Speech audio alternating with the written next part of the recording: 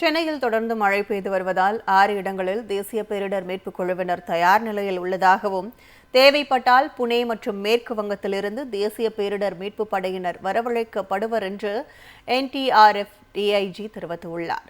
சென்னை எழிலகத்தில் உள்ள மாநில அவசர கால செயல்பாட்டு மையத்தில் தேசிய பேரிடர் மீட்புப் படையின் டிஐஜி ஹரி ஓம் காந்தி ஆலோசனை மேற்கொண்டார். டிட்வா புயலால் வடகடலோர மாவட்டங்களில் ஏற்பட்டுள்ள பாதிப்பு குறித்து தேசிய பேரிடர் மீட்புப் படையினரிடம் கேட்டு அறிந்தார். அதனைத் தொடர்ந்து செய்தியாளர்களை சந்தித்த தேசிய பேரிடர் மீட்புப் படையின் டிஐஜி ஹரி ஓம் காந்தி, தமிழ்நாடு மற்றும் புதுச்சேரியில் மொத்தமாக 25 தேசிய பேரிடர் மீட்புக் குழுக்கள் உள்ளதாகவும், சென்னையில் மட்டும் 6 குழுக்கள் தயாராக உள்ளதாக தெரிவித்தார்.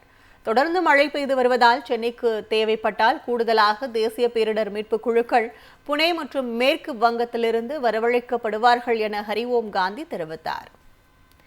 ஆழ்ந்த காற்றழுத்த தாழ்வு மண்டலம் காரணமாக சென்னை மற்றும் சுற்றுவட்டார பகுதிகளில் இன்று காலை முதல் மிதமான மழை பெய்து வருகிறது. இந்நிலையில் சென்னை மாநகராட்சி ரிப்பன் மாளிகையில் உள்ள கட்டுப்பாட்டு அறையில் ஆணையர் குமரகுருபரன் ஆய்வு மேற்கொண்டார்.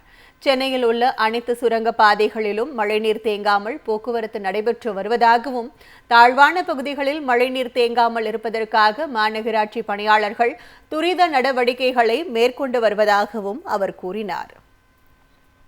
சென்னை முழுவதும் மிதமான மழை தொடர்ந்து பெய்து வரும் நிலையில் சென்னை மாநகராட்சிக்குட்பட்ட 22 சுரங்கப்பாதைகள் மற்றும் சாலைகளும் மழைநீர் தேக்கமின்றி இயல்பாக செயல்பட்டு வருகின்றன.